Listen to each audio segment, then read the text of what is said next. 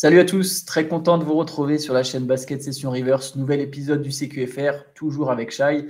Pas de match, mais on va faire un tour de l'actualité. Vous avez peut-être l'habitude maintenant, les matins sans match, on va quand même parler un peu de ce qui se passe en NBA. On va commencer, Shai, avec Zion. On en a déjà parlé un peu hier, mais hier, on avait surtout parlé de la sauce dans laquelle de l'aspect people un peu, quoi. de l'aspect un peu plus sexuel presque. Ouais.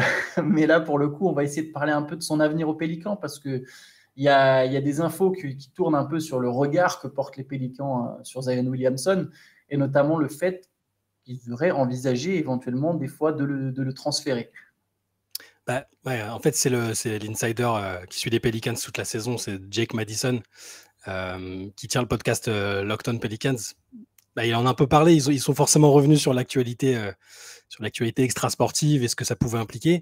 Et en gros, il expliquait que d'après les conversations qu'il avait eues avec des membres de la franchise ces derniers mois, et même depuis, ça remonte même à avant la prolongation de son contrat, parce que c'était pas si certain que ça, entre le fait qu'il avait du mal à revenir, plus le fait qu'il était un peu parfois en dehors de l'équipe, qui donnait pas forcément l'impression d'être hyper impliqué. C'était pas encore... c'était pas très sûr autour de lui la situation, et il explique que ça fait des semaines et des mois que pas mal de membres de la franchise dans le front office sont un peu exaspérés, c'est le terme qu'il a utilisé, par Zion, parce que ils estiment que qu'il n'est pas assez impliqué, que ce soit impliqué pendant l'intersaison, quand il est blessé. Ils aimeraient qu'il montre plus un caractère de leader, et au-delà même du comportement extrasportif, sur l'hygiène de vie, tout ça, il n'est même pas rentré dans ces détails-là. Et du coup, il y a plusieurs membres du front office qui ont déjà songé à des scénarios de trade, que ce soit avant maintenant ou là pour les prochaines semaines, et même avant le début de la saison. Donc il n'y a pas de package comme ça qui a été évoqué, mais c'est juste que le simple fait qu'un mec qui vient de signer un contrat comme ça, qui est censé être une star et un visage de la ligue, puisse être sur le marché, ça permet d'imaginer des scénarios, quoi. Clair, c'est sûr. Moi, ce que ça m'inspire là quand même, le premier truc que ça m'inspire, c'est de me dire, tu vois, je pense pas qu'il y aura forcément un trade de Zion Williamson. Par contre, je me dis que c'est vraiment improbable que Zion Williamson qu'il reste longtemps à New Orleans. Ce que je veux dire par là, c'est que normalement, quand tu draftes un joueur en première position, quand tu as un mec qui est amené à être ta superstar, l'idée c'est de te dire il va rester vraiment longtemps, on va construire autour de lui pendant des années. Tu vois, je pense alors Yanis, il n'a pas été drafté en 1, mais à partir du moment où il devient une superstar, tu vois, il y a cette espèce de truc, Luka Doncic, Damian Lillard, Stephen Curry. Bon, c'est pas des gars qui ont été draftés en première position, mais l'idée, elle est là. Et j'ai l'impression, ou Anthony Edwards, par exemple, à Minnesota. On se dit que là, tu vois, pour l'instant, on se dit que Minnesota, Anthony Edwards, il va quand même rester a priori un paquet d'années. J'ai l'impression que Zion, on est condamné entre ce que lui pense de New Orleans et entre ce que les Pélicans maintenant commencent à penser de lui, le peu de motivation qui monte par moment. J'ai l'impression que le divorce, il est inévitable un jour ou l'autre, quoi. On pensait déjà il y avait déjà ce risque que ce soit le premier first pick à pas prolonger avec l'équipe qu'il a drafté. Il y avait ce risque-là, parce que justement, il a du mal à être le visage de la franchise et à s'impliquer comme quelqu'un qui a vraiment envie d'être là. Je me souviens que JJ Redick, qui l'a côtoyé pendant une saison, l'avait un peu engueulé en live en lui disant « Mais regarde, t'es même pas là pour accueillir CJ McCollum, t'es pas présent alors que l'équipe a besoin de toi, même si t'es blessé. » Pour ça, je veux dire, ça peut être des erreurs de jeunesse, c'est pas facile, c'est peut-être pas dans sa personnalité d'agir comme ça. Mais moi, ce que je me dis surtout, c'est que là, il a une pression qu'il a presque jamais eu avant. Parce qu'avec ce qu'il a montré, tout le monde était un peu bienveillant. En plus, c'est un gars plutôt sympa. On sait qu'il a traversé des moments difficiles. Je pense que tous les gens sont derrière lui à la base. On a tous envie que ça marche bien, qu'il soit plus blessé, qu'on arrête de parler de son poids et de choses comme ça. Là, c'est un peu différent parce qu'avec l'extra sportif et ce qu'on commence à entendre, il faut qu'il fasse une grosse saison et qu'il montre qu'il est viable sur la durée d'une saison entière. Et c'est primordial. Je pense aussi que si ça marche pas bien tout de suite ou qu'il a du mal à revenir, ils vont arrêter les frais et ils vont peut-être chercher ailleurs. Dans le même podcast, Jake Madison explique que, alors c'est lié ou pas, ça peut sembler lié, mais que les Pelicans adorent Scoot Henderson. Ils sont pas en position de le drafter, clairement. Il va partir dans top 5 vraiment au plus tard. Voilà, mais c'est pour ça que je dis, on sait jamais. Parfois, tu as des mecs qui glissent le jour de la draft, tu sais pas pourquoi. Mais bon, je le vois pas partir au-delà du top 5. Et pour grimper dans la draft, il faut forcément lâcher des assets et Et si tu veux faire un move d'ampleur, bah, ça passe par des gros joueurs qui bougent. Donc, que ce soit lié ou pas, il y a cette news-là qui est glissée en même temps. Je me dis aussi que ça peut quand même être, ça peut venir aussi de la direction, ce bruit de attention, on peut le trader, tu vois, il va falloir qu'il se bouge, tu sais, c'est un peu comme Ouais. ça. Je dis pas que c'est vrai qu'ils ont vraiment envie de le trader, mais le simple fait qu'on te dise attention, on y réfléchit, Zion, il va voir ça, ou son camp, il va voir ça, il va dire bon, c'est peut-être le moment d'arrêter les frais et de se mettre sérieusement au travail. En tout cas, cette pression supplémentaire, ça peut peut-être nous permettre de voir de quoi Zion est fait. Tu vois, la saison prochaine, voir quelle est sa réaction à toute cette pression, à tout ce qui se trame autour de lui. Est-ce qu'il revient très fort ou est-ce qu'au contraire, ça l'éteint complètement? Ça sera intéressant à suivre. Maintenant, pour New Orleans, s'il y avait trade, j'ai du mal à comprendre quelle est la direction à prendre, en fait. Parce que si tu adores Scoot Anderson, bon, les Blazers, je pense, le trade, ils le font. Hein. Je pense que c'est la seule chance pour Portland voilà, j'ai vu un post Reddit là-dessus, mais la seule chance à un moment de créer une équipe vraiment compétitive, c'est d'essayer de récupérer une superstar sur lequel il y a un risque, que ce soit Kawhi Leonard à Portland. Tu vois, Kawhi Leonard des Clippers, tu récupérerais éventuellement un Kawhi Leonard. Si les Clippers avaient envie de se reconstruire, ce qui est pour moi sans doute peu crédible, je ne pense pas que ça arrivera, mais tu vois, c'est des paris comme ça, quoi. Un Zion, c'est des mecs souvent blessés, mais où tu sais que le potentiel est énorme. Et là, tu as une vraie deuxième superstar. Zion, ça peut-être rien à voir, mais il passe beaucoup de temps dans l'Oregon en général. Quand toute la période où il était blessé, où il se reconstruisait, il a passé énormément de temps là-bas, tel point qu'à l'époque, les mecs se demandaient ce qu'il faisait.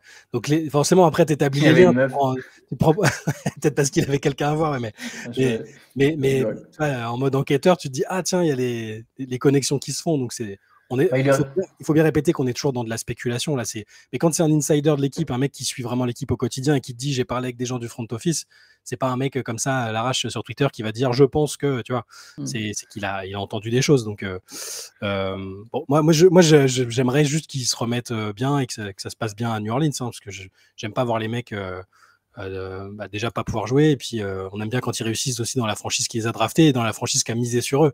Parce qu'ils ont quand même misé pas mal d'argent, même s'il y a des clauses dans le contrat sur son poids, je crois, notamment, et sur le nombre de matchs qu'il va jouer. Donc, bon, écoute, on verra bien. Il aurait bien besoin d'un leader comme Damian Lillard, n'empêche. Maintenant, ce qui m'étonne quand même, c'est que si les Pelicans s'intéressaient à un joueur comme Scoot Anderson, qu'est-ce que tu fais de Brandon Ingram, de CJ McCollum, de tous ces espèces de vétérans qui sont soit dans leur prime, soit qui arrivent dans leur prime, pour lesquels tu as voulu monter une équipe compétitive. Si d'un coup, tu te mets à prendre un mec qui est super jeune, est-ce que tu te dis, bon, on reste compétitif, mais avec notre star jeune, donc en fait, on est condamné à jouer un peu le milieu de tableau? Est-ce que tu te dis, tu reconstruis vraiment et du coup, tu reconstruis, je sais pas, autour de Trey Murphy, Scoot Anderson, Dyson Daniels, et dans ce cas-là, tu te sépares aussi d'Ingram, tu vois, un été après, je sais pas, ça m'étonne un peu, j'ai du mal à comprendre. J'ai l'impression que la seule manière dont New Orleans peut vraiment transférer Zion, c'est si en échange, il récupère une autre star, mais je sais pas, ça me semble très spécial. J'ai l'impression que c'est trop compliqué à mettre en place, en fait, un transfert. Ouais, pour l'instant, on est juste, à mon avis, dans la menace, un peu dans la pression. Bon, là, maintenant, c'est le moment d'arrêter les conneries et de bosser. Je pense vraiment c'est là et que pour l'instant, c'est juste les rumeurs sont pas ultra fondées pour l'instant. Mais c'est une situation à surveiller. C'est un joueur important de la ligue, hein.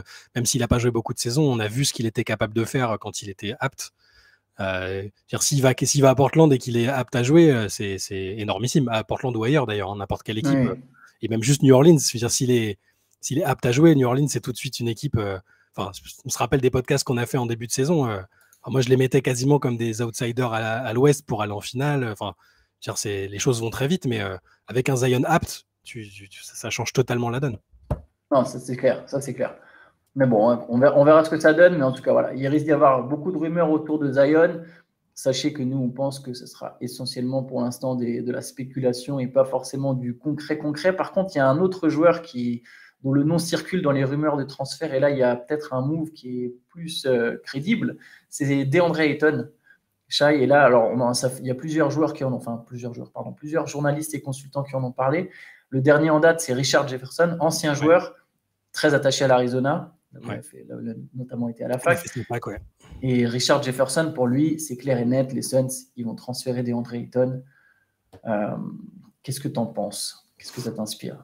Je trouve ça, c'est un peu curieux avec tout ce qu'on a entendu autour de Chris Paul, tout ça, ce que Frank Vogel a dit lors de sa conf de presse d'intronisation. où il a donné l'impression de vouloir compter sur lui, de dire que c'était un énorme potentiel, qui pensait pouvoir bien travailler avec lui, tout ça. Ça voudrait dire une reconstruction où tu as à la fois Papol et Ayton. Ça ferait un peu beaucoup, je trouve. Paire de Bon, titulaires. voilà. Après, on a vu que, peut-être que la direction a aussi vu qu'il avait lâché prise, que ça se passait pas bien avec Monty Williams, et ils ont peut-être pas aimé la mentalité et ils se disent qu'ils veulent pas avancer avec. Je sais pas, et peut-être que KD et Booker se disent la même chose. On sait pas trop ce qui se dit à l'intérieur, mais dans tous les cas, Ayton, tu peux avoir une énorme. Je pense que tu vas avoir une belle contrepartie en tout cas. Faut faire attention parce que ça reste un joueur jeune qui est capable d'avoir un bel impact. Faut pas prendre ça à la légère. Il a été en finale avec eux, c'est pas anodin. Tu peux pas le brader. Non, tu peux pas le brader. Et il y a un scénario où il revient suffisamment bien pour être le pivot titulaire d'un contender. Voilà, faut faire attention, c'est ça que je veux dire. Moi, je pense que Ayton, il peut vraiment être un pilier d'un potentiel parcours vers le titre pour Phoenix. Par contre, j'ai l'impression que lui, il n'en a plus envie. Et que le risque pour Phoenix, c'est de se dire, OK, peut-être que ça va passer, parce qu'en fait, c'est un vrai investissement. Si tu gardes Ayton, c'est quand même 30 millions dans le cap. C'est potentiellement, très probablement ne pas signer Fred VanVleet si tu gardes Ayton, parce que tu n'as pas la place. C'est donc tout un mix d'investissement. Et ça, si tu fais ça avec derrière, il est encore une fois nonchalant, soft, je vais même dire ça, soft sur certaines rencontres, parce qu'au final, pas parce qu'il l'est de nature, mais parce qu'il n'a pas envie. Si tu fais ça, je pense que Booker et Kevin Durant, bon, déjà, ils l'attachent sur une chaise dans le vestiaire. Enfin, après, à mon avis, c'est plutôt lui qui va les attacher vu son gabarit, mais bon, tu as compris l'idée. Je pense vraiment que ça passerait mal. Je pense que Booker et Kevin Durant, ils ont été agacés, frustrés, et ça s'est senti du comportement d'Ayton. Donc, en fait, je pense que ce n'est pas tant son niveau de jeu le problème, c'est plutôt l'attitude. Et si tu te dis que lui, moi, je pense qu'il va bien rebondir, Ayton, mais sans doute ailleurs, en fait. J'ai l'impression que c'est quand il y aura son transfert qu'on va vraiment revoir le vrai Ayton conquérant, quoi. Mais ce qui est fou, c'est quand même, c'est que tu te dis, donc, il avait des raisons d'être un peu agacé quand ça venait, la directive venait de Server. Tout le monde a dit que c'est parce qu'il voulait faire des économies, qu'il voulait pas le prolonger. Donc il avait des raisons d'avoir des griefs contre le proprio de l'époque. Ça a changé de proprio. Bon, il a pas, visiblement, il est toujours mécontent. Il était en embrouille avec Monty Williams. Clairement, ça passait pas. Monty Williams et lui, bon, c'était compliqué. Ça change de coach. S'il est encore pas bien, qu'il a encore envie de partir, alors qu'il connaît le coin, il a fait sa fac là-bas aussi. Enfin, mais ça te montrerait le potentiel du mec qui serait têtu, quoi. Ça peut être un mec têtu. Je pense que, je sais pas. Après, on n'est pas dans l'intimité du vestiaire, mais pareil, j'ai l'impression que Booker et Durant en avaient marre. Est-ce que lui, il est capable de passer au-dessus de ça, tu vois, certains en playoff, le langage corporel d'Ayton est catastrophique par moment. Pas toujours, mais par moment. Et il y a des scènes sur le banc où les mecs lui parlent, ils se barrent. Alors ça arrive, encore une fois, c'est des choses qui arrivent, mais voilà, ça fait toute une série d'événements où tu te dis, bon, est-ce qu'il a vraiment envie d'être là? Voilà, exactement. Tu vois, c'est c'est ça, il avait signé le contrat avec Indiana, on est d'accord. Indiana, bien sûr. La promesse de contrat. Je pense qu'il a envie d'être. Il a clairement. Tu sais, quand tu es numéro 1 de draft, tu t'attends presque à être pas le sauveur de la franchise, mais être vraiment mis en avant. Là, c'est une situation particulière. Tu es numéro 1 de draft, mais tu as Kevin Durant, Devin Booker, Chris Paul. Tu es relégué très loin. Player de luxe. En termes de médiatisation, je sais pas, d'opportunités de business, toutes ces choses-là, juste sur le terrain sportivement. Il se dit, si je vais à Indiana, j'arrive, ok, il y a Haliburton, mais c'est moi, enfin, on va me voir et je vais claquer 28 points par match. Tu vois, je pense qu'il y a une logique un peu individualiste derrière qui peut s'entendre. Mais je suis pas à sa place. Peut-être que si j'avais été numéro 1 de draft et encensé de partout, j'aimerais être plus mis en avant, tu vois. Mais non, mais il y a des choses compréhensibles. Tu sais, on parlait des super teams dans notre podcast sur les super teams. On pointait du doigt, on soulignait le fait que c'était très dur d'être la troisième option. Tu sais, il faut une certaine maturité. Quand tu es la troisième star, tu es le bouc émissaire, en fait. C'est-à-dire que tu n'as pas vraiment le traitement de la star au niveau du nombre de ballons, mais en même temps, tu as plein de responsabilités et c'est souvent sur toi que ça tombe quand ça ne marche pas bien. Et c'est exactement ce qui se passe au Suns. Regarde dans la série contre les Nuggets, on a beaucoup pointé, alors à juste titre aussi, mais on a beaucoup pointé finalement l'attitude d'Ayton.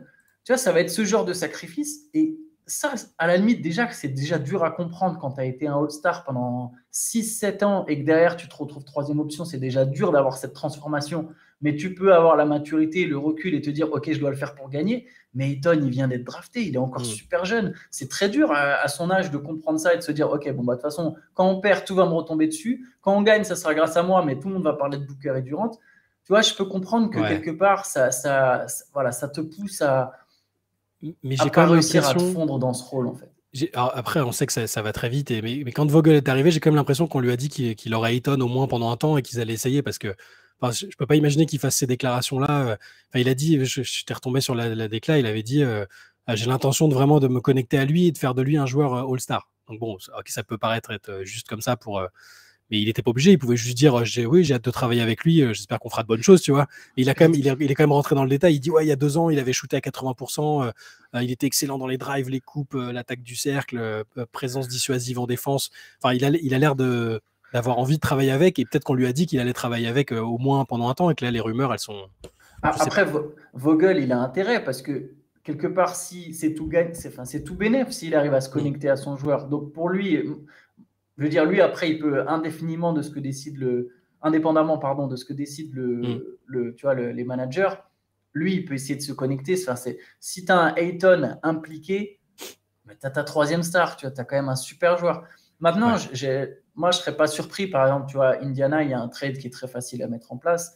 C'est Ayton contre Turner et McConnell, il s'appelle le remplaçant. TJ McConnell, j'ai eu un énorme trou. Parce que je ne dis pas son prénom en même temps, il faut dire toujours son prénom. Il y a des personnes comme ça, il faut dire le prénom et le nom de famille ensemble. TJ McConnell. Donc tu vois, là, tu récupères un vrai backup, parce que désolé, mais Cameron Payne, à un moment, ça va. Et tu as Miles Turner qui, lui, pour le coup, il va savoir accepter son rôle. Il va protéger le cercle, il va étirer les lignes. Tu vois, si à un moment, ton équipe, c'est Fred VanVleet, Devin Booker, Kevin Durant, TJ McConnell, Torrey Craig, Miles Turner, je suis désolé, tu pars à la guerre. Hein. Au bout de quelques mois... TJ McConnell qui a fait sa fac à Arizona, en plus, si on veut encore faire dans le... Ça peut être. Moi, c'est un joueur que j'aime beaucoup. Hein. Je pense qu'il sera parfait dans une équipe chez un contender. Je pense que c'est win-win pour les deux équipes. Lui, il va jouer aux Pacers, là où il avait signé son offre. Les Pacers, ils ont leur pivot, vu qu'ils n'ont pas pu drafter Victor. Voilà, ils ont leur jeune pivot associé à Liberton et Mathurin. Ils ont leur Big Three du futur. Ils ont des joueurs jeunes avec du potentiel et qui en plus fit bien sur le papier. Et les Suns, ils ont un effectif. Après, il faut évidemment signer VanVleet dans ce scénario, mais tu as un effectif. Si ton équipe, c'est VanVleet, Booker, Durant, Turner, là, tu es vraiment armé. Et je pense que tu es vraiment favori pour le titre. Quoi. Ouais, déjà, je pense qu'il y a de bonnes chances qu'ils soient favoris pour le titre dans tous les cas, parce que je les imagine pas ne pas mieux entourer les deux zozos là. Mais là, juste l'expérience collective acquise, plus des renforcements autour, je pense quand même que James Jones va bien travailler. Ça va être un favori évident.